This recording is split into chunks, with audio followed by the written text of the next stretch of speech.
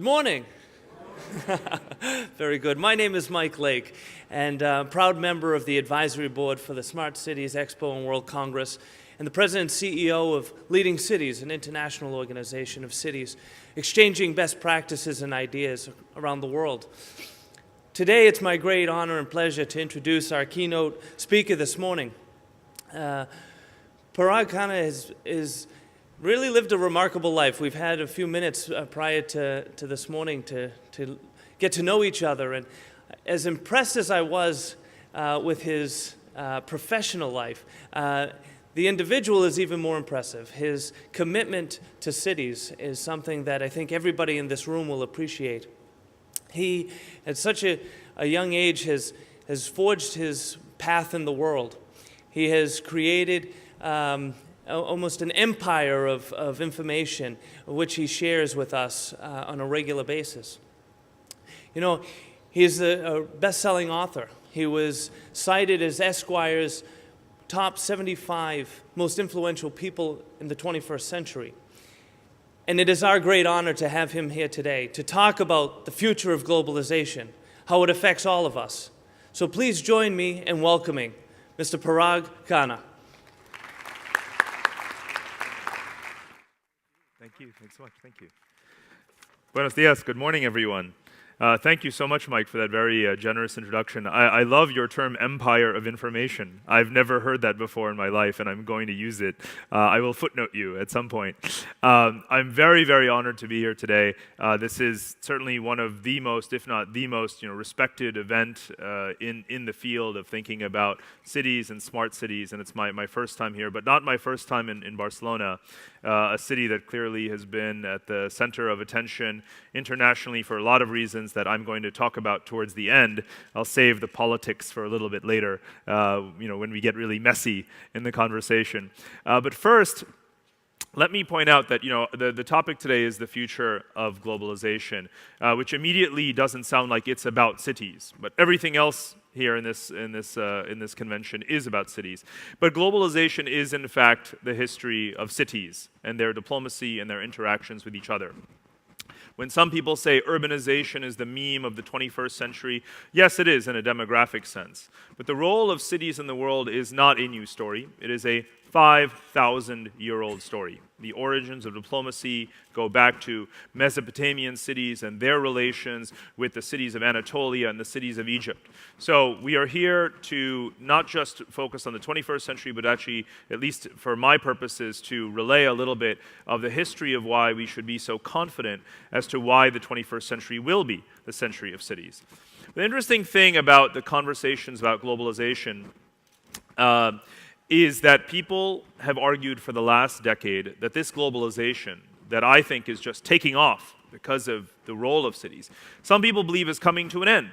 And I'll give you a few examples. In the last 10 years, 3 times we've heard people say that globalization would reverse or retrench, would meet a demise. Why? Well, 9/11 was perhaps a good reason for concern. About 13 years ago, with the tragic events in New York and Washington, D.C., people said there was no more trust between East and West. How could globalization continue with such a lack of understanding across cultures? But indeed, globalization continued. Global trade went up. There was a commodities boom. We now refer to that last decade as the super cycle, in fact, in the global economy. So globalization did not end because of 9/11. Then we have the collapse of the World Trade Organization's Doha round. People have argued for some time, and certainly during the 2008, 2009 period, or even prior, that because the Doha round of global trade negotiations did not yield a universal free trade agreement, that world trade would collapse. The world would fragment and so forth. But of course, that has not happened either. Right? Global trade continues to flourish. We have a range of bilateral, regional, interregional, multilateral agreements. You've heard of the APEC meeting that just happened in Beijing last week, the Trans-Pacific Partnership, the Transatlantic, Transatlantic Trade and Investment Partnership and so forth. All of these are being negotiated. World trade is not going to decline because of the collapse of one round of negotiations. Then the financial crisis. I'm sure you all remember those conversations. This is the end of globalization. We will have no more financial system. The global economy will grind to a halt. You all heard this. This was what you heard on BBC, CNBC, whatever channel you're watching. But of course, globalization did take a hit with the financial crisis, but in fact, by almost every single indicator, including financial ones, globalization has returned to, if not exceeded, those levels from 2007, 2008. And now there's yet more arguments that relate to slowing global growth, the rise of state capitalism run by governments, particularly in Asia, or the nearshoring of production due to labor automation, technology, cheap energy in the United States. Every day someone has a new reason to argue that globalization is in trouble and globalization is going to end. So I wanted to put that all to rest in this conversation and point out that globalization is a 60,000-year-old process. It is not something that we turn on and off like a switch. And it is something deeply, deeply rooted in what we're here to talk about today, which is cities. So let me go back, not 60,000 years, not even the 5,000 years. Let's fast forward a little bit because we don't have a lot of time. Let's just talk about at least the last 1,000 years. Talk about the most recent 5 phases of globalization. And each of these phases really is a phase that is about cities and about imperial capitals. This phase 1, the Silk Road phase, we could also call it the Venetian phase, the Marco Polo phase, the phase in which European and Arab explorers set forth across from Europe across the Silk Road through the Middle East and South Asia to China and back, creating the world's first transcontinental trading system. And indeed, that medieval age was the age of city-states. That was when city-states were the most powerful units in the world. The empires that Europe built at the time were centered on very, very crucial cities, such as Venice. The second phase, the colonial phase, we could even, since we're here in Spain, we could call it the Sevilla phase of globalization, right? Or the Lisboa phase, the phase in which the Portuguese and Spanish empires, and subsequently also the Dutch, crossed the world taking advantage of maritime navigational technologies to cross the Atlantic, to round the Cape of Africa, to establish international colonies. And here we had an expansion of the global economy because of the capital, the financial capability of cities, their willingness to finance expeditions, and the technologies available to them to expand globalization outward. A third phase we might call the London or New York phase of globalization, right? The Industrial Revolution, the technologies such as the steamship, the railway, industrial production. All of these things also gave rise to a new intensity of technologies and the ability to expand the global economy, but centered obviously on the cities that dominated the industrial technologies of the age. The fourth phase, maybe we would call it the Detroit phase, in which mass manufacturing, global supply chains, and also some bit of outsourcing managed to bring what we now call emerging markets into the world economic picture. This was, of course, constrained by the Cold War, but with the collapse of the Soviet Union, we've now had the expansion of industrial production all over the world. So this is the Detroit phase, the Rhineland phase, the Seoul, Korea phase, the Tokyo phase, whatever you want to call it, the centers of world economic production. So that brings us actually to the present, to that point in time where people are saying, uh-oh, globalization is in trouble. But maybe they're forgetting that globalization, again, is this combination of the capital that is concentrated in cities, the new technologies, and the new markets available. So whereas some people say globalization may be reversing or in decline, I see the beginning of a fifth phase over the last 1,000 years that is just beginning.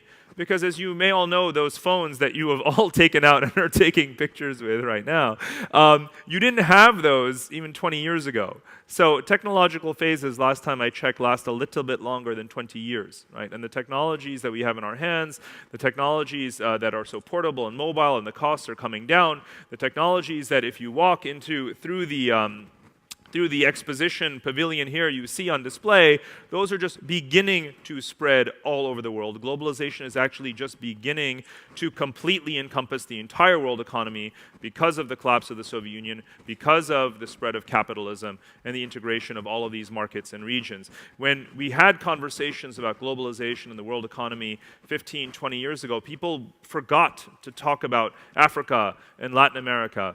Which company represented here today has a boardroom meeting that does not talk about the role of these frontier markets and emerging markets in their strategies? No one. So we're actually just entering what I call this phase of total globalization. Again, it's the marriage of new technologies, capital, the ambition of cities, the trade networks, and so forth that's making this possible.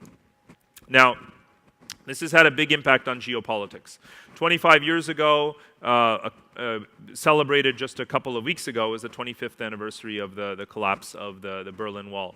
And at the time, no one could imagine what alternate map of power the world would have. Right? People said, well, China is rising, but it's still just a regional power. India is not there yet. Europe hasn't really come together. And the Soviet Union has collapsed. Russia is not back on the map. And so this was the image that we believed would represent world power for decades to come. There was no alternate vision in sight. But it's precisely because of this new phase of globalization that we are in that the diagram of world power has changed so radically in such a short amount of time. Because again, the Berlin Wall fell exactly 25 years ago. And in 25 years, I believe we've come to something that looks more like this. This is what I call the geopolitical marketplace. You could also just call it the map of globalization. But our maps are actually terrible. They only tell us where things are. Maps never tell us how things actually work. So to do that, you need something, a diagram of sorts. And so what I'm trying to show here is, first of all, as I said before, every region is on the map. Right? Every region matters today, and that wasn't always the case.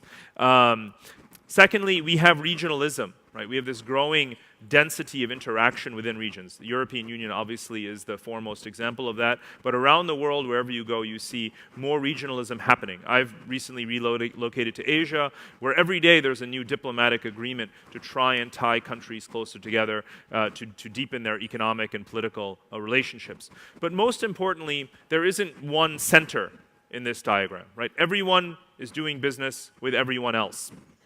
Washington is not in charge. London is not in charge. Globalization, in a way, is in charge.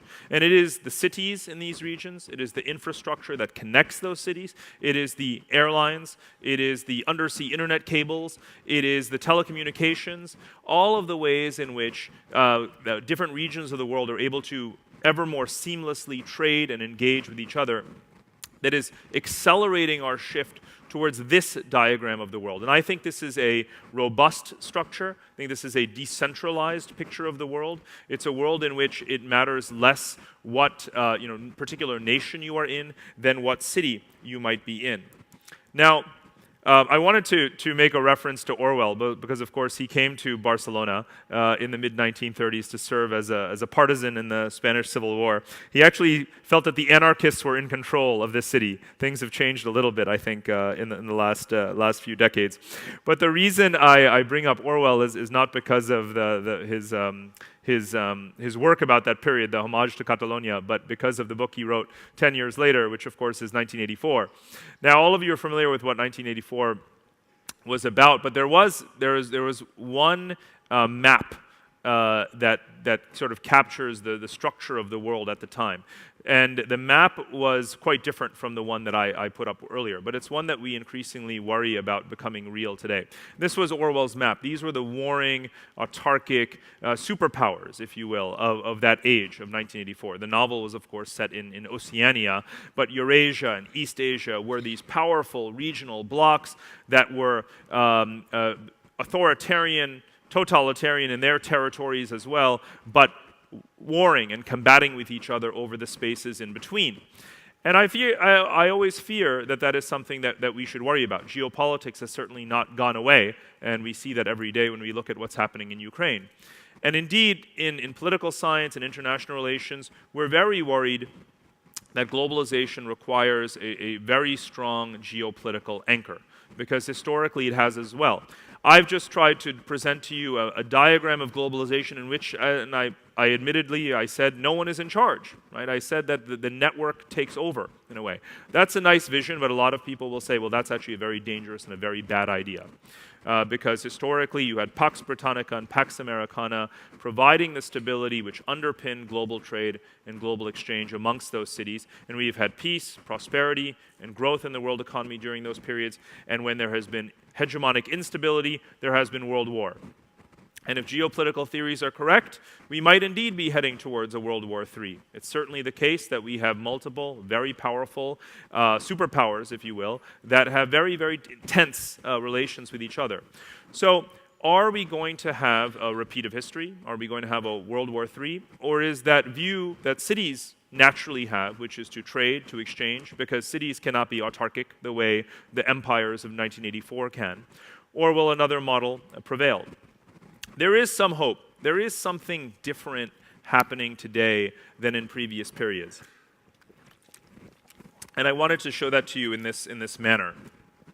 It is, to my knowledge, never before been the case in history that humankind, that the countries of the world put together in terms of their federal budgets, spend more on anything than they do on defense, military, whether it's warships, submarines, nuclear weapons, and so forth. And yet something different has been happening since the end of the Cold War, and certainly in the last 10 years. And that is the volume of global infrastructure spending. And this data, those light-colored blue bars, that is all of you, right? All of you who work on cities, because urbanization particularly in Eurasia, everything from Europe across to China, is the driver of this massive growth.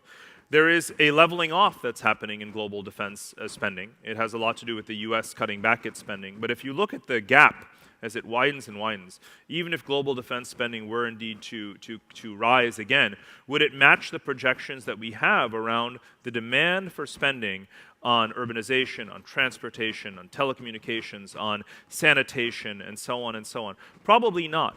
This is really a rupture, if you will, a really different kind of pattern than we've ever seen before.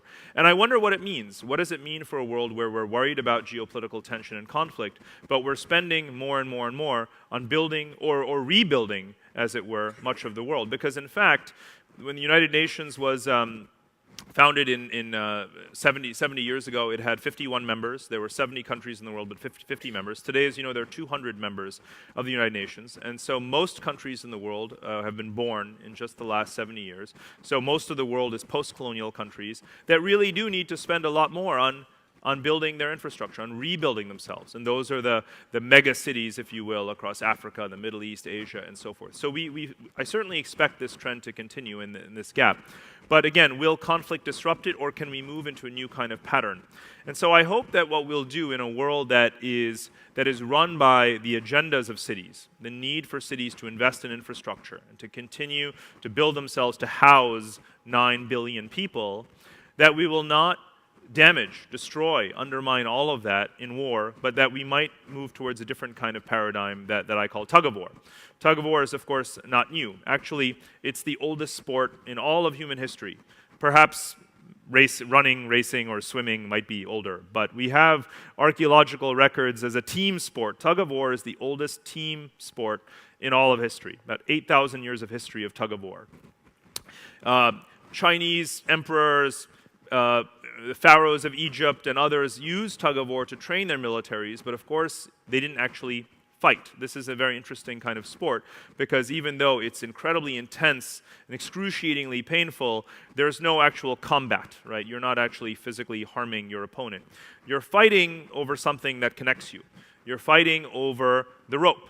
And to me, that rope is a metaphor for the connectivity that we have today in the world economy, whether it's the supply chains, the trade, the investment, and so forth. And the more we spend on that infrastructure, the more we spend on supply chains, the more we spend on investment around the world, probably the less we would want to see that destroyed or undermined, right? So, and yet we can still fight over it. We can still struggle over it in non-military ways, in very competitive ways, but ones that are less violent. And that's what I think the model should be for the competition in a world of cities versus a competition in a world of empires, is that it's not war, but it's tug of war. This is a photo actually from the 1908 Olympic Games. The tug of war was an Olympic sport for four successive Olympics. Europeans always won, by the way. It's not actually a new idea per se. Again, as I said, in times of peace and centuries of prosperity, we have had globalization, particularly across cities, thriving. So I'm giving you a few examples. The Hanseatic League era, especially centered on Northern Europe, during the Middle Ages. I mentioned this is the sort of Venetian era of history, but of course it was a period when cities were the dominant actors on the European continent, and the Hanseatic League was a trading sort of association in the Baltic Sea and the North Sea. The Dutch Empire is fascinating to me because the Dutch focused much less on territorial conquest than on setting up trade entrepôts across from Latin America all the way to modern-day Indonesia, Sri Lanka, India, and so forth. The British East India Company, there was certainly some degree of subjugation involved. I'm Indian originally, so I know this quite well. However, it was largely for centuries a commercial effort to expand, again, mercantile supply chains. The US at independence used classic, actually European-derived import substitution policies to strengthen its economy and build its urban production base. And now, of course, late 20th century China, using special economic zones to become the factory of the world. Now, let me ask anyone in this room, does anyone know how many nuclear weapons China has? Anyone? Don't see any hands going up. How did we measure superpowerdom up until 25 years ago? You know, we looked at how many nuclear weapons do you have? How many ICBMs do you have? How many nuclear submarines do you have? How many aircraft carriers? We don't seem to actually, no one in this room seems to care, but you would probably all agree that China is a superpower. And it became a superpower not through building its military. It became a superpower in this manner, by becoming the world's factory floor, by drawing in supply chains, by developing the economies of its coastal cities. And it certainly wants to stay that way, even as it does now invest in its military. But the tug-of-war approach came first. The military development came afterwards. And now, again, we are in this world of these very, very significant cities. Now, you've all heard the statistic that there are 600 cities that are that constitute the majority of the world's economy. There's something else that's happening. It's not just 600 discrete cities, right? We have a limited amount of land surface area in the world. And we have a tremendous rate of urbanization, and we have had significant population growth. If you put that together with the infrastructures that we are investing in, what you get is a world, actually, that you could call urban archipelagos. Cities or city clusters, corridors, that are so large that they encompass many cities and tens of millions of people simultaneously. And you can see these forming everywhere. They go, I think, well beyond what I put up here, but these are just some of them. And you can see the large concentration in Asia. Now, for anyone who's been in Silicon Valley, that's a good example, right? I-280 or 101 and the space in between is just one long, low-rise, sort of built-up corridor. When you fly on a plane or when you look at a map that's on your wall, cities just look like these dots.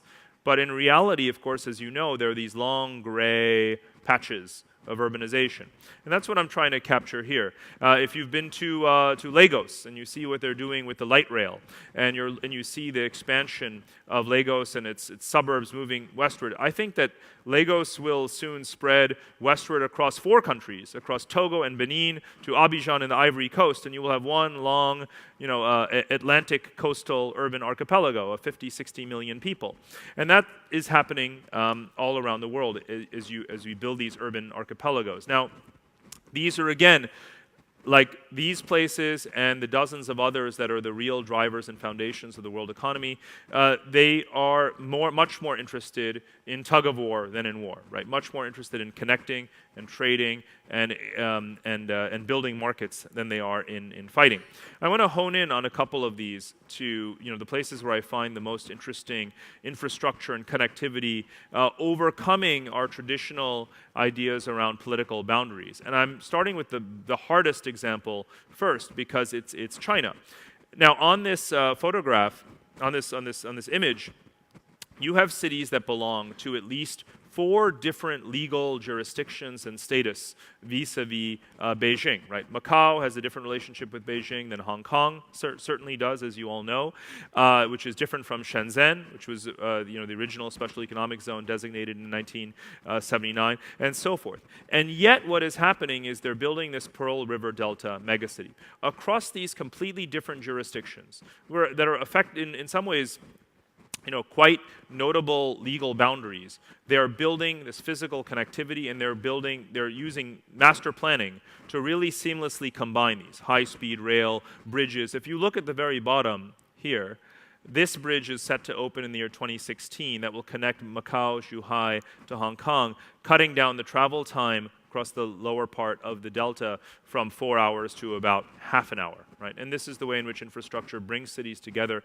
even if they have completely different legal relationships with each other. And if you've ever gotten in a car last summer, I decided to just drive around the whole area. And at what point do you feel like you have really moved very discreetly from one city to another city to another city? Of course, it feels like it's just one large urban area. And in fact, as if the Chinese economy were not large enough, the Pearl River Delta region in and of itself would be a member of the G20. Right? So it would probably replace Argentina or something in the G20 if it were to have a separate seat at the table.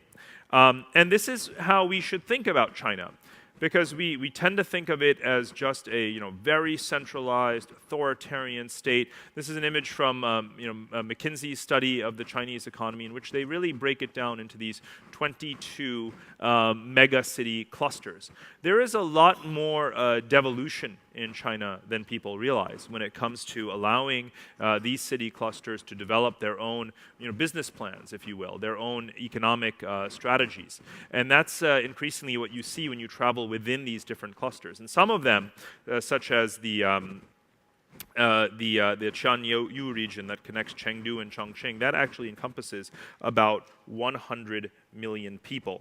So clearly we are in a phase where just within one country, but certainly even in smaller countries than China, you have cities whose demographic weight, whose economic weight far exceeds the weight of many countries in the world. So that's yet more reason to believe that we are entering this world of the city-state, and that one country, even again a powerful empire like China, actually has many such city-states within it if you think about it in these economic terms.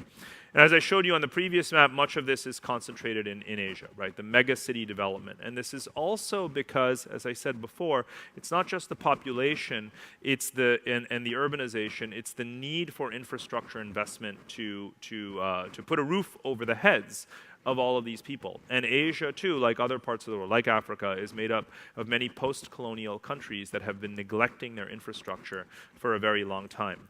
So now we get to a little bit to the fun part. Because with one of my other hats on, with more of my political science activist hat on, I do believe that devolution coming in many forms, one of which is the inexorable concentration of people and economic weight in cities, but also the political devolution of the world since World War II is not something that's going to stop. It's something that's going to continue and continue. And the evidence of that is, for one thing, as I mentioned earlier, that since the founding of the United Nations, we have tripled the number of countries. So even though the United Nations in many ways tries to suppress independence, the Wilsonian vision continues to triumph. And Woodrow Wilson, the American president a century ago, supported the right of self-determination of nations, and he sought to include that in the League of Nations. I learned yesterday something that proves this argument. I learned that the group of leaders here in Catalan who are promoting an economic agenda for an independent Catalonia call themselves the Colectivo Wilson. So there you go. So secessionism, devolution, whatever the case may be. Scotland was the referendum of a couple of months ago. Catalonia has had its non-binding referendum recently. But there's many other cases around the world of places that want to assert themselves, to build their own connections to the world. This is not anti-globalization. This is about cities and city regions and provinces wanting to connect to the world on their own terms, to not have the interference of federal capitals, to become city regions unto themselves. And I think that will continue. And some of these will be among those 600 economic pillars of the world economy. But any place that has a viable city, because there is no viable country that doesn't have a viable city. There are cities that are getting by even though they're in failed states, places like Karachi or places like Lagos. But a successful country has to have a successful city at a minimum within it. And what these places want to do is to build, because they have an urban foundation that they can build on, or they have natural resources, and they can connect to the world economy. They too want to have their independence, but not because of the desire to assert a tribal identity, but because of a desire to connect to the world on their own terms. So devolution, secessionism, the creation of new countries, actually advances this globalization of relations between city-states because they must rely on each other. They cannot be autarkic. Then there's another phenomenon that I think is extremely important in promoting the globalization among cities, the sort of cross-pollinization and so forth, and that is the rise of special economic zones, some of which I call info states, but I'll come to that. Now, special economic zones just begin with this number on the bottom of the screen, 3,500 special economic zones in the world today. Shenzhen was not the first special economic zone, right? In the modern era, you can look at free ports that going back to ancient Athens, but in the post-war period, Shannon, Ireland was the first modern special economic zone. And Shannon, Ireland made itself the place where aircraft had to land. Before 747 planes, planes could not fly nonstop across the Atlantic, so they stopped in Shannon, Ireland for refueling. That was back in the 1950s. So from the 1950s to today, we've created 3,500 special economic zones. And this is what happens when countries want to join globalization, when they want to attract supply chains and foreign investment, when they want to harness their natural resources through export processing zones, or in some cases when they want to circumvent their uncontrollable urbanization and create a smart city, for example. All of those are examples of special economic zones, and clearly there is a trend underway if you can go from 1 to 3,500 in a matter of about 50 years. Now, they take many forms, but I think that it is what we should look for is not look to them as just a single industry unit, a factory with dormitories. What's happened over time is that special economic zones become cities. They become living, breathing places. They become communities. You can see this happening in India. You can see this happening in Vietnam and many other places.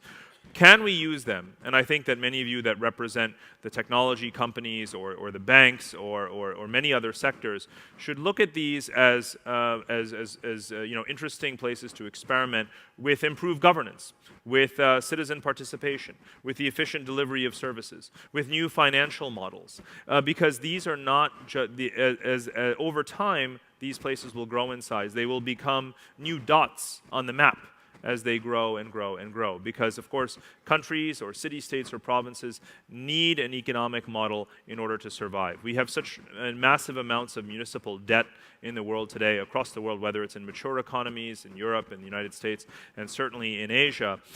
Cities need to find their own new business models, and they do so by creating special economic zones, but they actually create opportunities to have a new governance system in which the public sector and the private sector collaborate much more with each other, and where the lines are a bit more blurred.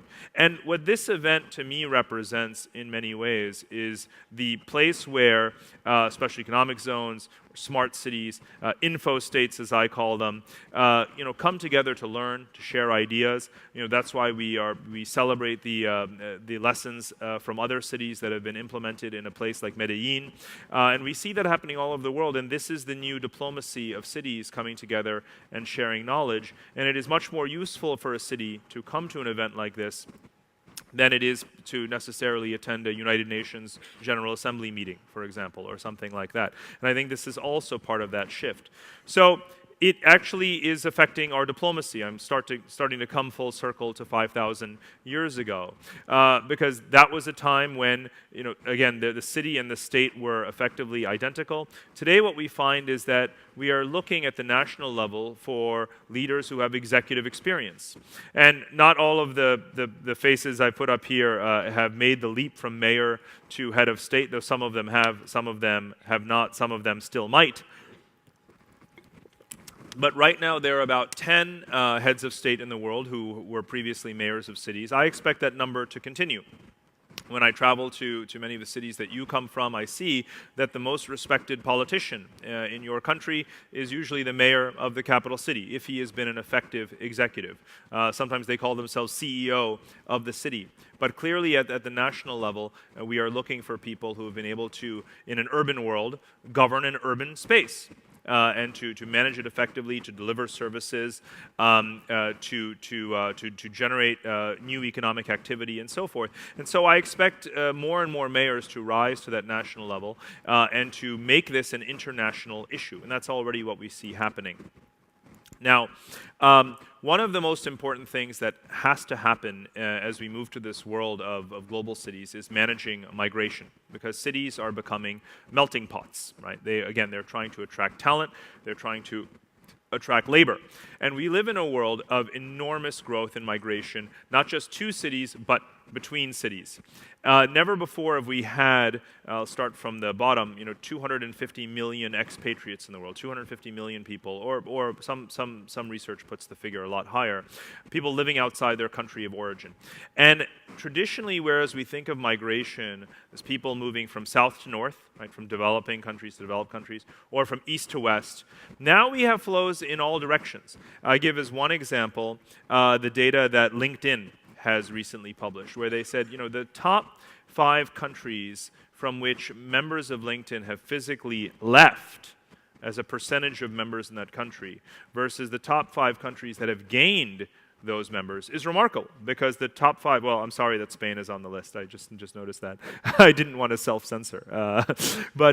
So people are leaving Spain, but they're moving to places like the United Arab Emirates, Nigeria, South Africa, India, and Singapore. So we have completely new migration patterns in a world where cities have to demonstrate not only their economic viability and start to extend their political reach, but they have to manage diversity, because a world of cities is also a world of these melting pots. So cities like Dubai, cities like Singapore, cities like London have more than 50% of their population, London a little bit less, but Dubai and Singapore, more than 50% of the population being foreign-born. So the more migration we have, and the more urbanization we have, and the more global trade and financial flows we have, the more we're going to be in a world of melting pot cities. And so managing diversity becomes an extremely important criterion.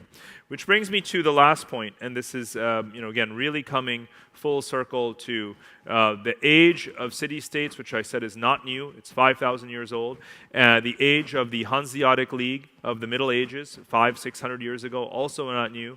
A world in which, in fact, cities were in charge, but not just in charge of themselves, but in charge of global politics, in charge of the global trade and the global economy. It all happens in cities. It all happens because of cities. It is all driven by cities. So I was looking for a new word for this. My background is in diplomatic theory. And so I think that the diplomacy of cities should be called diplomacity, and that we need to have more such networks in which we pursue not just the traditional diplomacy between states, but the diplomacity between the cities that are the pillars of this global network civilization that is coming together. I hope, of course, that Barcelona will continue to do its part to be a capital of this global or digital Hanseatic League. And I just want to thank you so much for your time this morning. I look forward to taking your questions if we have time. Thank you again. Muchas gracias. Thanks, Mike. Thank you. Thank you. Well, that was a very special treat for all of us, I'm sure. We have 2 microphones in the middle aisles here. If anybody has a question, please step forward. And I'll also, as people are stepping forward, I'll take this time to remind you all that the next plenary session will be immediately following right here in this very same room. And for all of you with the smartphones that Parag mentioned, please be tweeting and using your social media. Remember the hashtag Smart City Expo. I see we have somebody approaching. No? Do we have any questions? You've shocked them into silence. Okay. That can be a good thing sometimes. Well, Parag, listen, we thank you so very much for you. your words this morning, your insights into globalization and the impacts it will have, and the opportunities for cities to really make our way in the world. Thank you very much. Thanks, Please Mike. join me in thanking Parag Khanna. Thank you. Thank you. Thank you.